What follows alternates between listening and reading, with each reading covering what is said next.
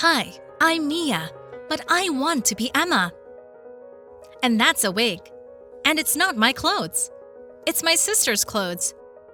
And I'm dating her boyfriend. You're gonna say that's crazy? Well, listen. Emma and I are twins. But we've always been different. Now at 14, I have a short black hair and glasses. And Emma has long blonde hair and a cute tattoo on her shoulder that all the guys she's flirted with like. Emma is the soul of company, fun, and open-minded, while I am the opposite, all by myself, always wearing headphones and black clothes. 2 weeks ago, our parents divorced and decided to separate us. Dad and Emma went to live in another state because Dad was offered a good job there. And I stayed with my mother. But I was happy that I stayed here because I could see Tristan. Who's that, you ask? He's the coolest guy I've ever hung out with, and I fell in love with him at first sight. But Emma is dating him. Yeah, it's very confusing. We both met Tristan at the school party. He had just transferred to our school. He was in his senior year. And while I was blushing, not knowing how to hold a conversation with this handsome guy, my more adventurous sister quickly hooked up with him. And they started dating. Tristan started coming over to our house a lot, and my parents were thrilled with him. He could tell jokes, make conversations about anything, and was just a great guy. And I was going crazy about him, watching him hold Emma tenderly. I wanted to be in her shoes. I was jealous when Tristan kissed my sister goodbye on the lips. And I wanted to feel his kiss on mine. This guy had become an obsession of mine. I also started to avoid Emma. Even started to hate her for dating someone I unrequitedly love. The news of my parents' divorce came out of the blue. They decided everything for us, deciding to separate us. Emma sobbed and packed her things.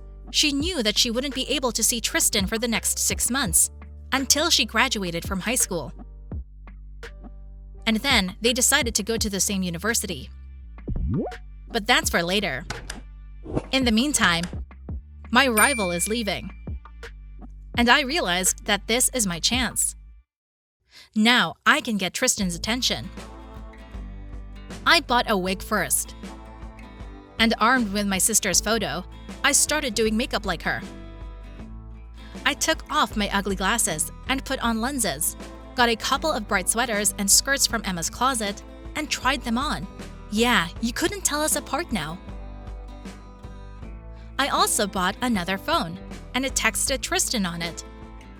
I told him that my previous phone had been stolen, so he shouldn't call or text there anymore. And if he gets messages or calls from there, he shouldn't believe it. They just wanted to fool him into believing that it's me. To make him believe my story, I sent him my new photo as Emma, and it worked. We started texting each other all night long. He turned out to be a very romantic guy. He wrote how he missed me and how he wanted to see me. I mean, not me, but Emma. I began to lead a double life. At school, I was the quiet, inconspicuous Mia, who was devouring Tristan with her eyes in class. And in the evenings, the cheerful Emma, who texted love messages to Tristan. After 3 days of this relationship, my sister called me, in tears. She told me that Tristan had stopped texting her and had blocked her number. Emma was aiming to come and find everything out. And that's when I got crafty. I told her that Tristan had turned out to be a traitor and that he was already seeing someone else. Emma was upset, but her pride overcame her feelings. She asked me to tell Tristan that she too had a new boyfriend and that he was already a student. And she hung up. I was happy. Now I'm standing, looking at myself in the mirror and trying on a wig. I want to fulfill my dream, to be Emma and go on a date with Tristan. There are no other obstacles to it. But I still feel uncomfortable. What if he realizes I'm not Emma? And I lose his trust? But I like him madly. And it's not enough for me to just text each other at night. I've done so much to get him. And now I have to go all the way. What do you think? Would you do that to win a guy? What would you do if you were me? Please write. It's very important to me. Hey, I'm Lorraine, and I need to share this with you. It's difficult to talk about, but maybe for one of you this story will come in handy. So, I'm from a very rich family. But my parents were always strict with me. They were afraid that money would spoil me. That's why I go to regular school. I'm a rather introverted person, so it's hard to get along with people. I don't have any close friends at school either. I'm kind of on my own. But one day, something happened that changed everything. I recently turned 16, and my parents decided that this was a great way for me to build relationships with guys from school. They threw a huge party at our house. The theme of the party was kept a strict secret from me, and when on the evening of my birthday I went to my house with a bunch of students from my school, I was surprised no less than everyone else. Unpleasantly. The party was cartoon style. Hello Kitty, unicorns and all. Everything was very nicely decorated, tasteful, and a 9-year-old girl would be overjoyed. Well, I was embarrassed. Guys from school began to make fun of me, and I wanted to sink into the ground. I lowered my eyes, which were already beginning to well up with tears. Leave her alone! Enough jokes here! This is as much of a surprise for her as it is for you. At first I didn't understand that these words were spoken in my defense, but suddenly everyone was silent. And looking up, I saw a tall, handsome guy who was staring at me intently. Oh, I knew him. It was Ethan. He recently came to our school, but his intelligence and charm helped him immediately become a leader. He came up to me, took my hand, and whispered softly, "Turn on the music. Let's have fun. After all, today's your birthday." And the party was a success, and that was the beginning of my relationship with Ethan. He confessed to me that he also came from a wealthy family, and that his parents hold the same views as mine. Ethan and I had so much in common, and I didn't even believe it was true. We dated for 2 weeks and everything was great, until one day, on break, I saw him kissing another girl.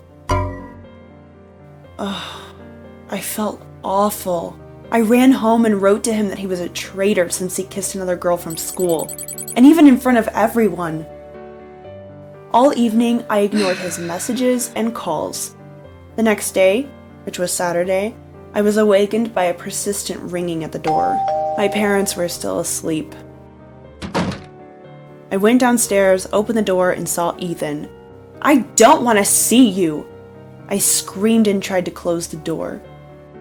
But Ethan was stronger than me, and I couldn't close the door. He held it tightly from the other side. "Let me explain everything to you," he asked. "I won't leave until you let me in." I reluctantly opened the door and looked at him questioningly.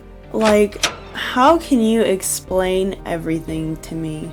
Then Ethan moved a little away from the door, and another one appeared near him. "Ethan?" I stood bewildered. "Meet my brother Tony." The guy who was looking at me looked exactly like Ethan. Only his hair was a little lighter. I understood everything. It was him I saw with a girl. "Why didn't you tell me right away that you have a twin?" I exploded. Ethan laughed and hugged me.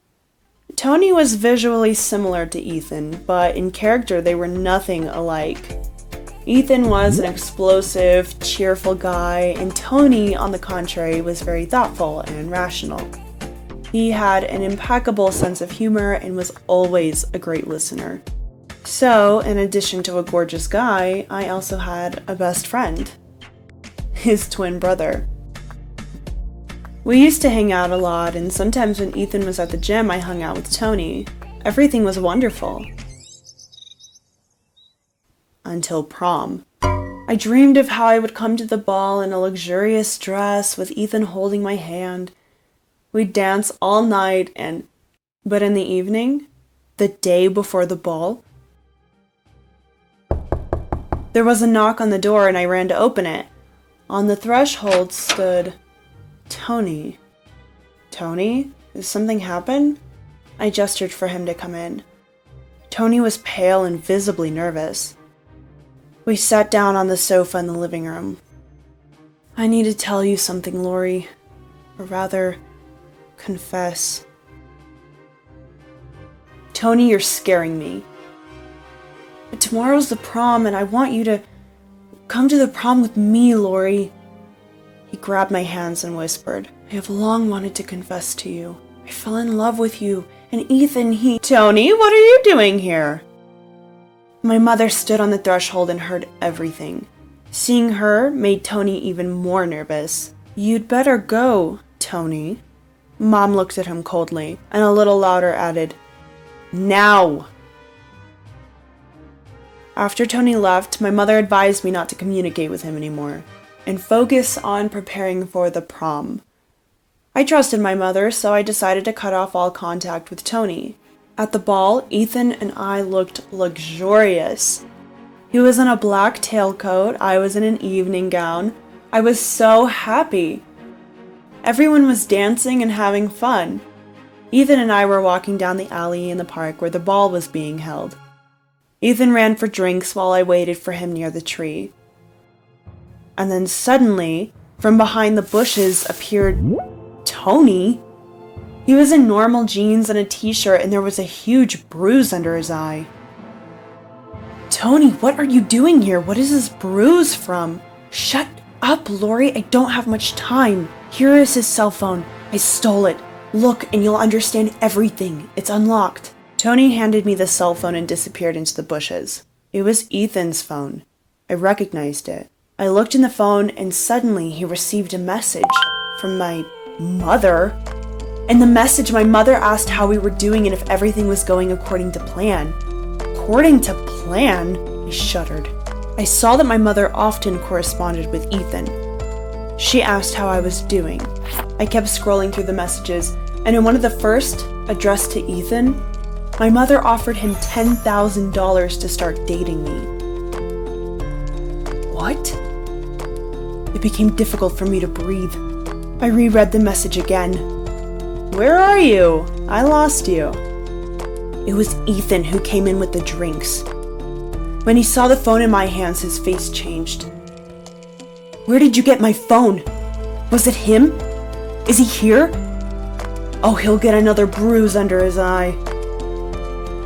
Ethan was overfilled with anger. I'd never seen him like this, but I immediately decided to clarify everything. So you agreed to date me for money? Ethan swallowed and looked at me, pleadingly. Lori, it's not like that. I mean, yeah, your mother offered me money to date you and take you to prom. How could you, Ethan? I fell in love with you. My face was covered in tears. I couldn't speak. Ethan tried to hug me. Me too, Lori. You are a beautiful girl. And the more I got to know you, the more I realized that I really wanted to be with you. But your mom... Not another word, Ethan. I'm tired of this lie. I pushed Ethan and ran away. Catching a taxi, I drove home, ran into my room, and closed the door. No persuasion from my parents to open the door worked. I didn't want to see my mother at all. I couldn't believe her anymore. I didn't sleep all night and thought about what to do next. I finished school, College documents have been submitted. I had a fun and carefree summer ahead of me with Ethan, but now, early in the morning while everyone was sleeping, I quietly packed my bags with things.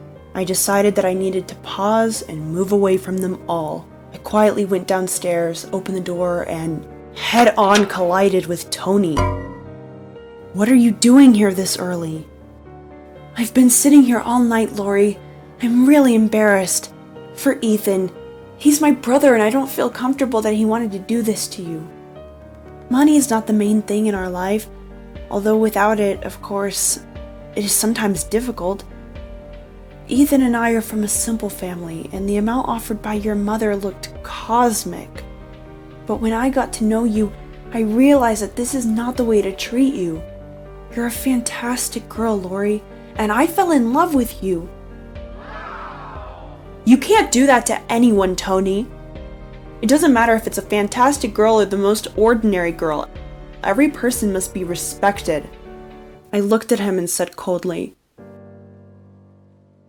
"I don't believe you, and I don't trust Ethan. So leave and never try to talk to me again." I went back home, closing the door tightly behind me, and decided that I would not run away from it. They are the ones who should run away and feel ashamed. I didn't talk to my mother for a week after that. She asked for forgiveness, explained that she wanted to help me. After all, she saw that I was a loner at school. And in the end, we made up. I never saw Ethan again. Tony once, briefly.